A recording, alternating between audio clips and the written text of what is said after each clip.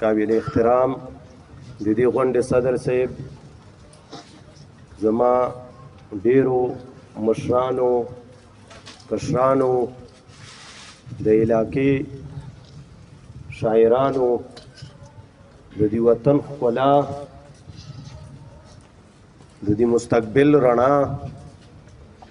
واقعي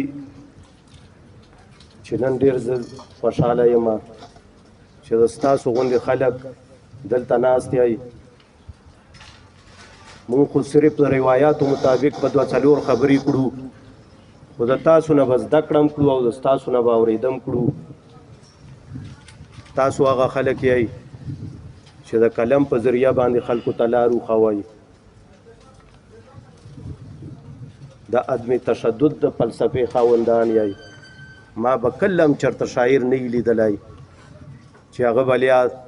تمانچه اچولي یا به ټوپک اچولی، خو بس که په جیب کې لیا په لاس کې څه وي ورسره نو لیا به قلم وي او لیا به کاپه وي.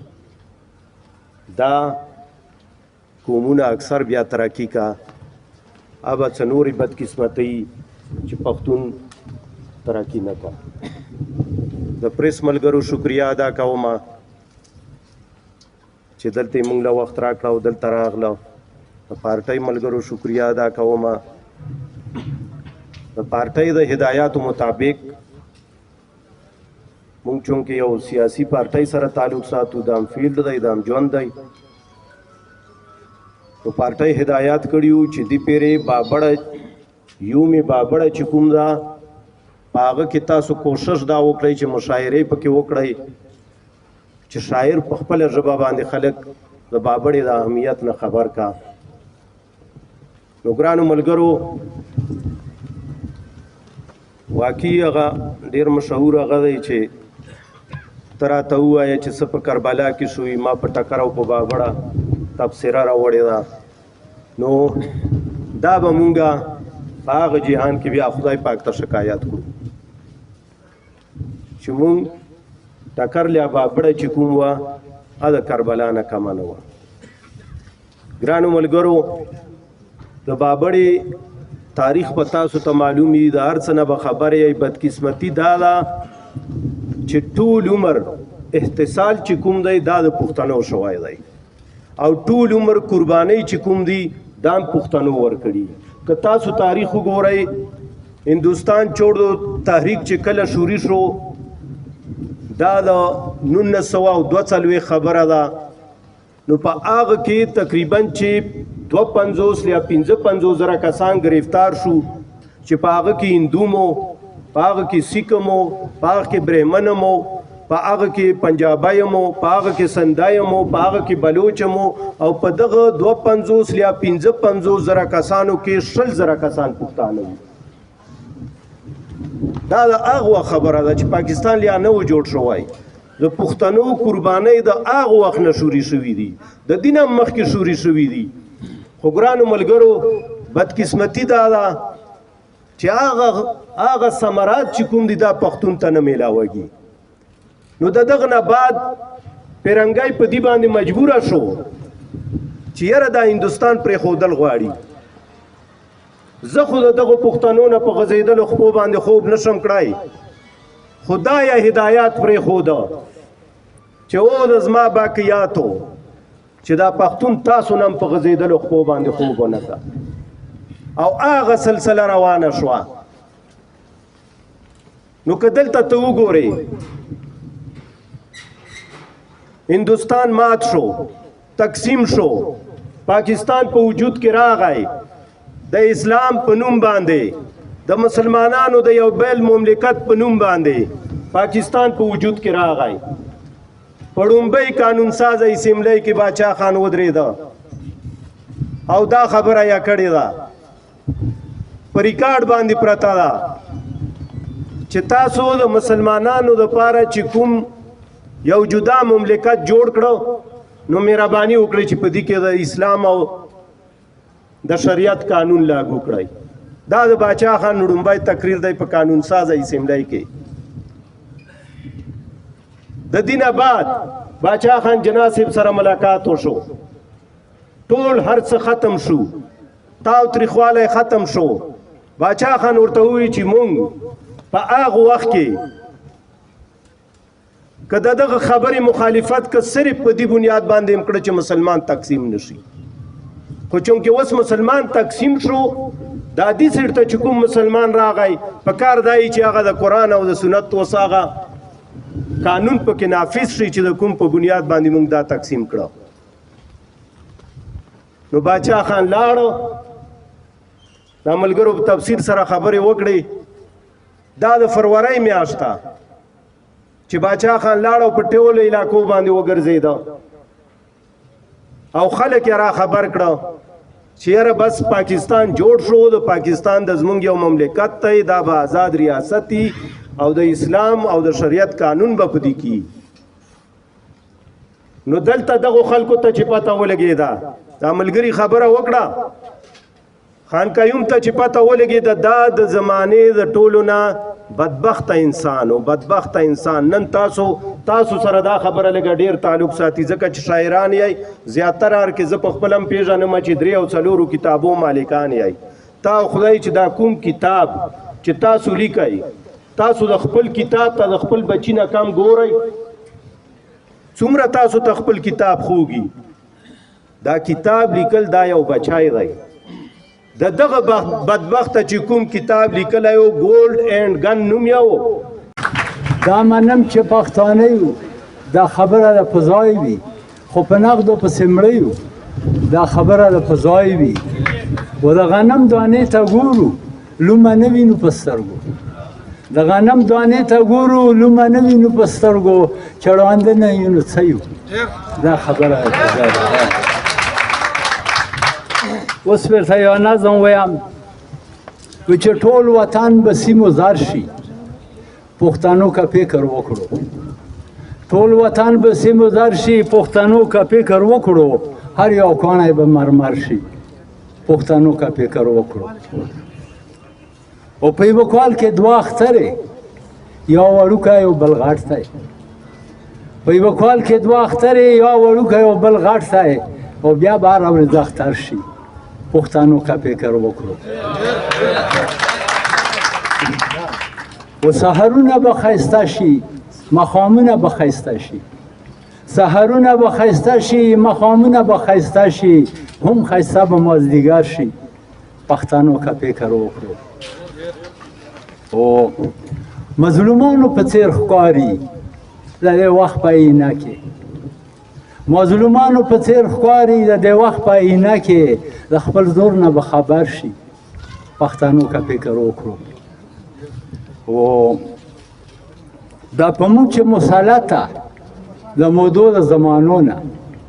دا په موږ چې مسلطه د مودو د زمانو نه، دغه شپه به سپین سهار شي، پښتنو که فکر وکړو. او مقتدو چې د اوتر د خولې خبرې که د زړه په غېږو واورو، د اوتر د خولې خبرې که د زړه په غېږو واوري، هر هنر بې هنر شي،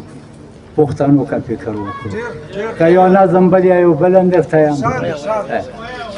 یو نظم درته بل هم وایم، ښه ده چې خدای وم پاکه دا مه وشوه. څه خبرې چې چېرته دي وایي چې داسې خوی دی لکه اور د پښتنو، داسې خوی دی لکه اور د پښتنو، دی چې وران وي هر وخت کور د پښتنو. او په دنیا کې خو یې هر وخت جګړه وي، په دنیا کې خو یې هر وخت جګړه وي، خدایه څرنګه وي ګور د پښتنو. او د تاریخ په پاڼه سپین سپېڅلي ښکاري، د تاریخ په پاڼه سپین سپېڅلي ښکاري، او خدایه مه مه کړې مختور د پښتنو. و دا صفت ولې الله پاک ته ورکړی، سور یې نه وي خو وي شکور د پښتنو. دا صفت ولې الله پاک ته ورکړی، سور یې نه وي خو وي شکور د پښتنو. او مقصد و چې خپل کور په خپله جوړ نه کړي اوتاره، نور څوک نشته یې غمخور د پښتنو. ډېره مننه. ټولو شاعرانو ادیبانو ته لرې نږدې ولمانو ته السلام علیکم ورحمت الله وبرکاتو. نازو نمک یو څو شعر یې چې د کربلا غوندې یادونه مې په سترګو کې ګډېږي کربلا غوندې یادونه مې په سترګو کې ګډېږي د ببړې وخت ظلمونه خو زما کله هېرېږي و دا بدل به درنه اخلم پښتانه چې سره یو شي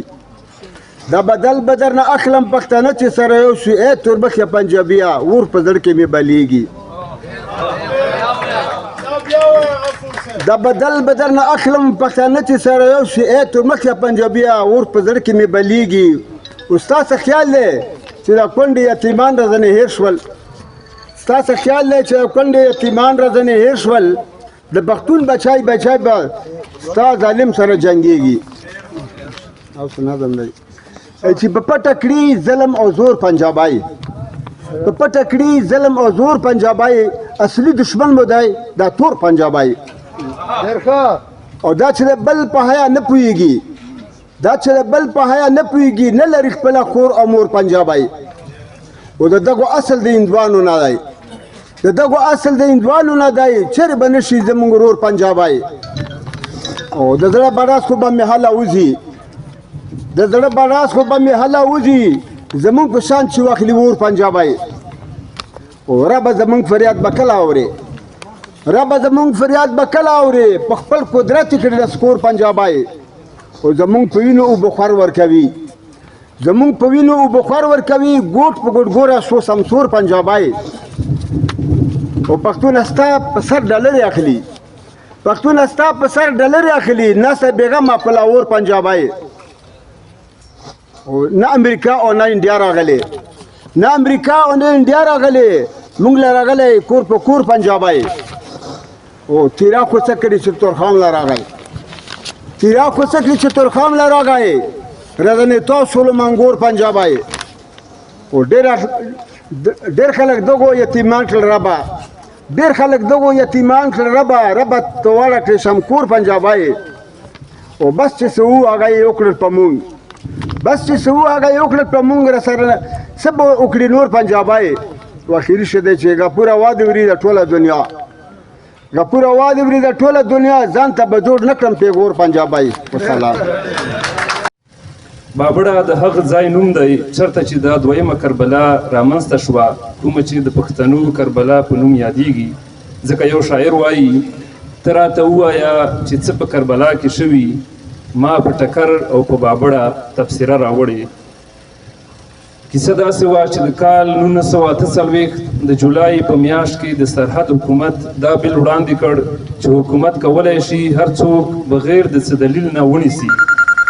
جیل ته یې واچوي او د هغه جایداد ضبط کړي د دې پریکړې تر مخه نیول شوی وګړی دا حق هم نه لري چې هغه د خپلې ګرفتارۍ خلاف اپیل وکړي د دې بیل د پاس کېدو نه پس د باچا خان ډاکټر خان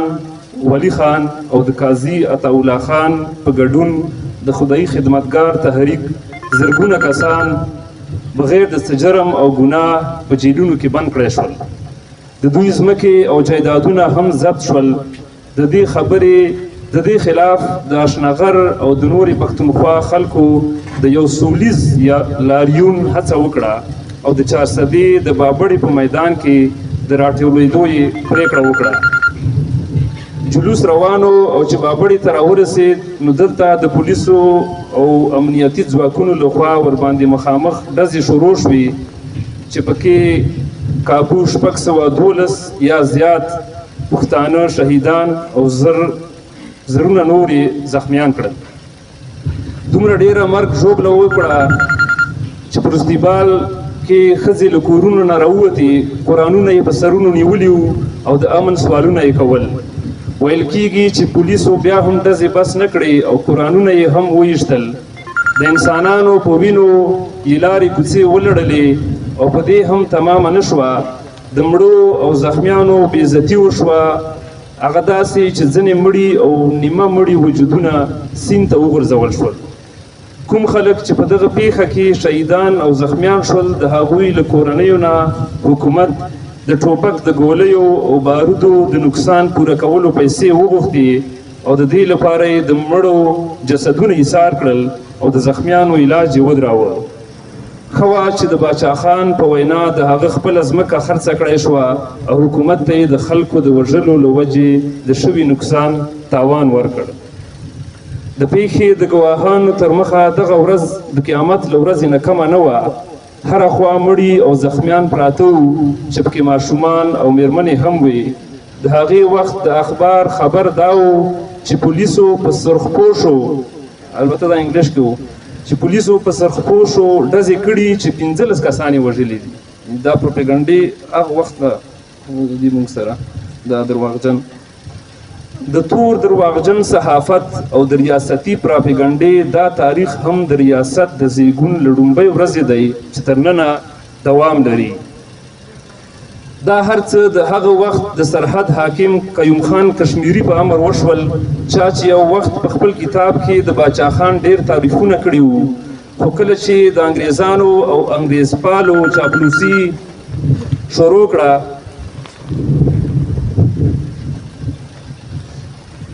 د دې دومره ظلم او وینخړ نه وروسته قیوم خان په اسمبلۍ کې ویلي وو چې په اشنغر کې کرفیو وه او د دوی نصیب ښه و چې په ټوپکونو کې مرمۍ خلاصې شوې، ولې د هغې وخت د کمشنر د وینا تر مخې په دې ورځ هیڅ ګرځبندیز یا کرفیو نه وه. دا و د جنا هغه پاکستان کوم چې د پاکې کلمې په نوم جوړ شوی و، کوم چې د مسلمانانو د ژوند د بهترۍ او هندوانو او انګریزانو نه د خلاصون په موخه جوړ شوی و. جنا هم ژوندی و، لیاقت علي خان هم ژوندی و، ریاستي مشینري هم واکداره وه، خو د دې پیښې خو نه پلټنه وشوه او نه چاته سزا واورولی شوه. د دې پیښې نه 7 کاله پس کله چې باچا خان راخلاص شو نو هغه په پارلیمنت کې د دې پیښې یادونه او غندنه وکړه، خو د 1 یونټ د مخالفت په پار باچا خان بابا ډېر زر بیا تر تورو تنبو شاته کړی شو. ډېره مننه.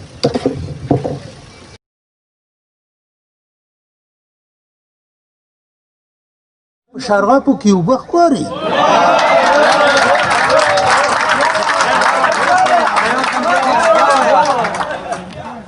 چې جام پسې جام اخلم نشه نه شومه،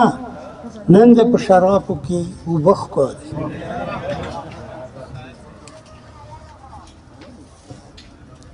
چې مسکالونه سبایی را کوي موږ پکې خوشحالي غواړو چې څوک وخوندي، چې مسکالونه سبایی را کوي خو ډېر ګزارونه په زړګي را خو زنه چې ډکه د خوالونو نه کړي، ډکه چې زنه د خوالونو نه کړي په زړه داغونه پخواني را کوي. اوس که یو ټول شی را ویندو، پاسه پاسه د عمل جذبه پیدا کړه، پاسه پاسه د عمل جذبه پیدا کړه او یو ملت هم ترقي په افسون نه کړه. او چې په سر یې د نرو تورو باران وي، چې که وژنې دا خبره پښتون نه کړه. او چې یادېږي مور او پلار هم پس د مرګه، خدای د هېچا الواد هم زبون نه کړه. او په ژوندون راته ښکاره شوې بدنصیبه، بې له یاره مې چې ذکر بېلتون نه کړه. او مېړنی د پښتانه دي زږولي، مېړنه دي پښتانه دي زږولي، او مینهوال دي نفرتونه تړون نه کړه. او په دغه یوه شعر د ټولو نه معافي غواړم، څه چې یو ځلې غواړه ورکړې په ماښام کې، څه چې یو ځلې غواړه ورکړې په ماښام کې، بیا بېچاره نمدار شواخون نه کړه.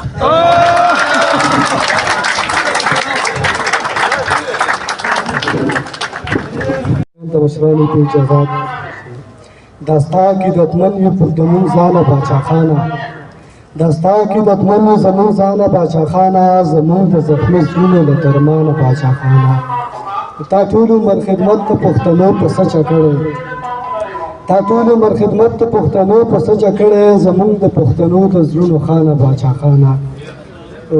دا چا دا کم حالات کې پاتې شو، دا چا داسې خراب کړو، دا کم حالات کې پاتې شو، دا چا داسې خراب کړو، خرڅېږي د پښتون وینه ارزانه باچا خانه. مننه. دا کم حالات کې پاتې شو دا چا داسې خراب کړو خرڅېږي د پښتون وینه ارزانه باچاخانه حیا د پښتونخوا نه مې روانه د ختمېږي حیا د پښتونخوا نه مې روانه د ختمېږي راپاسه که نه خیر دی په موږ رانه باچاخانه مننه. حیا د پښتونخوا نه مې روانه د ختمېږي راپاسه که نه خیر دی په موږ رانه باچاخانه چې کله د بابړې شهیدان راته رایاد شي نو زړه مې را خراب شي د خفګانه باچاخانه مننه. چې کله د بابړې شهیدان راته رایاد شي نو زړه مې را خراب شي د خفګانه باچاخانه په یو ځلې به بیا هم څه موقع د ژوند میلاو شي یو سل ځله قربان شمه له تانه باچاخانه مننه. په یو ځلې به بیا هم څه موقع د ژوند میلاو شي یو سل ځله قربان شمه له تانه باچاخانه وکاس چې په شعرو کې باچاخان وکاس چې په شعرو کې باچاخان ښکاره واضح کړو وکاس چې په شعرو کې باچاخان ښکاره واضح کړو نو هر سړي نارې کړې باچاخانه ډېره مننه. تیره د ابدالي ځکه هر میدان نه بریالی راغلی یم ولې به په ننګ او په پښتو نه تړم توره ولې به په ننګ او په پښتو نه تړم توره زه خو د ازل نه توریالی راغلی یم.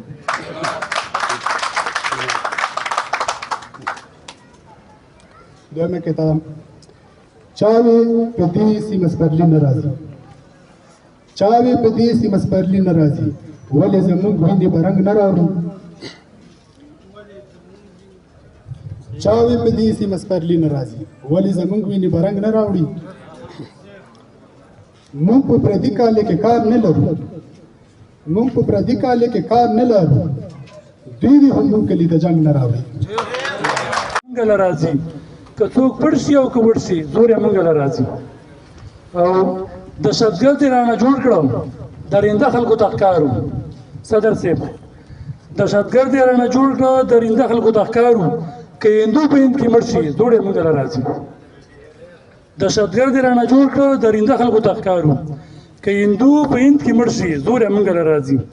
او دا یو دوه زاړه شعرونه مې چا په فرمایش باندې راولیکل چې حیوانات که په خبرو پوهېدلی حیوانات که په خبرو پوهېدلی اسمری به په پښتو ژبه ګویان وای او هی باوره که یې تمه چا نه کړی هر سړی به په وطن کې عجب خان وای. او یو بل شعر دی داسې فرد چې زخمي پښتون یم د غفلت په تیغ خود شوی یم زخمي پښتون یم د غفلت په تیغ خود شوی یم لاس مې په خپلو وینو رنګ دی څه قاتل خو نه یم. او اوس غزل دی چې پښتانه امن غواړي مینه غواړي شر نه غواړي پښتانه امن غواړي مینه غواړي شر نه غواړي د زړه سکون په دنیا غواړي سیم او زر نه غواړي د زړه سکون په دنیا غواړي سیم او زر نه غواړي. او رشته د زړونو د نظر په معرفت جوړیږي رشته د زړونو د نظر په معرفت جوړیږي د نجومیانو پسې مه ګرځه منتر نه غواړي او په دنګه ونه باندې څه چې خوشبويي نه لري په دنګه ونه باندې څه چې خوشبويي نه لري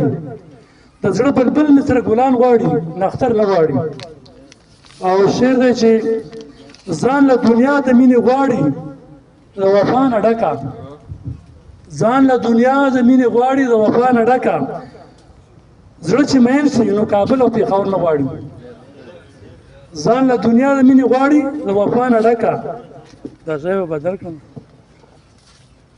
ځان له وفا د مینې غواړي ځان له دنیا د مینې غواړي د وفا نه ډکه زړه چې مین شي نو کابل او پېښور نه غواړي. او د پښتنو بچي د علم په تکل وتلي دا ارمان د ټولو او دا ما ډېر دا شعر ډېر لیکلي د پښتنو بچي د علم په تکل وتلي اوس د ټوپک په ځای قلم غواړي سنګر نه غواړي د پښتنو بچي د علم په تکل وتلي